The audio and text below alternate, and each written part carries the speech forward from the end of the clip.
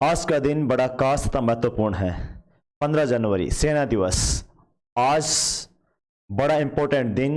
यह दिन भारतीय सेना के शौर्य, अनुशासन और बलिदान को नमन करने का दिन है। 15 जनवरी 1949 को field marshal KM. Cariappa Bharat के पहले भारतीय सेनाध्यक्ष बने।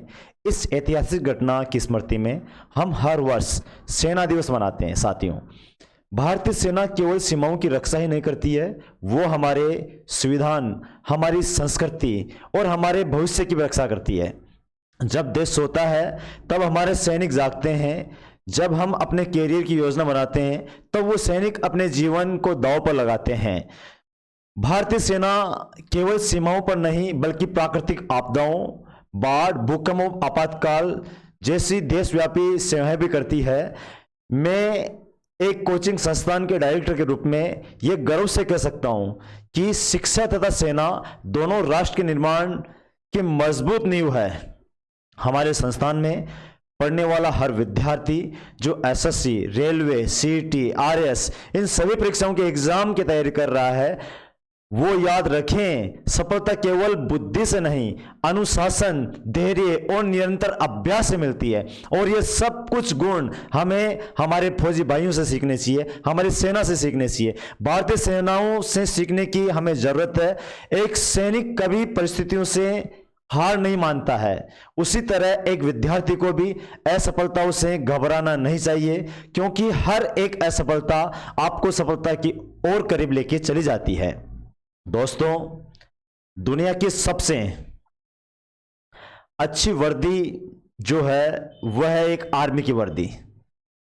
एक 17.5 साल का बच्चा अपना सपना सजोता है उस दुनिया की सबसे बेस्ट वर्दी को प्राप्त करने का, और वो गांव की पगडंडियों में सुबह 4 बजे उठकर दौड़ करना प्रारंभ करता है। जब उस बच्चे को नौकरी मिल जाती है, जब वो ट्रेनिंग पे जाता है, उस समय का दृश्य देखिए। ट्रेनिंग पे जाने के बाद में जब कुछ समय 15 दिन की छुट्टियां लेके आता है वो, तो ट्रेनिंग पे जाते समय सबसे पहले उनको ये सिखाया जाता है और वो ये सीख के आता है कि देश सर्वोपरि है, मेरा समाज, मेरा परिवार, सब कुछ उसके बाद में है। तो सेना में जाने के बाद में वापस आता है, शादी हो जाती है, शादी होने के बाद में फिर वापस वो बच्चे का एक बुलावा आता है और एक मिशन पे जाना होता है। तो उस समय का एक दृश्य देखिए। भी मीठी नींदों की करवट याद रही होगी, उनको भी कुसुम में डूबी यादों की सरवट याद रही होगी। उन दो आंखों के आंसू से सातों सागर हारे हैं, जब मेहंदी वाले हाथों ने मंगलसूत्र उतारे हैं, जब मेहंदी वाले हाथों ने मंगलसूत्र उतारे हैं।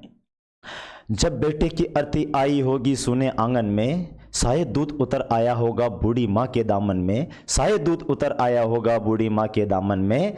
वो विधवा पूरी दुनिया का बोझा सह ले सकती है जो अपने पति की आरती को कंधा दे सकती है, जो अपने पति की आरती को कंधा दे सकती है। जिन माँ के बलिदानी बेटों से, जिन लोगों को माँ के बलिदानी बेटों से प्यार नहीं होगा, उन्हें तिरंगा लहराने का अधिकार नहीं होगा, उन्हें तिरंगा लहराने का अधिकार नहीं होगा। तो मैं इतना ही कहकर अपने शब्दों को विराम देता हूं। जय हिंद, जय भारत।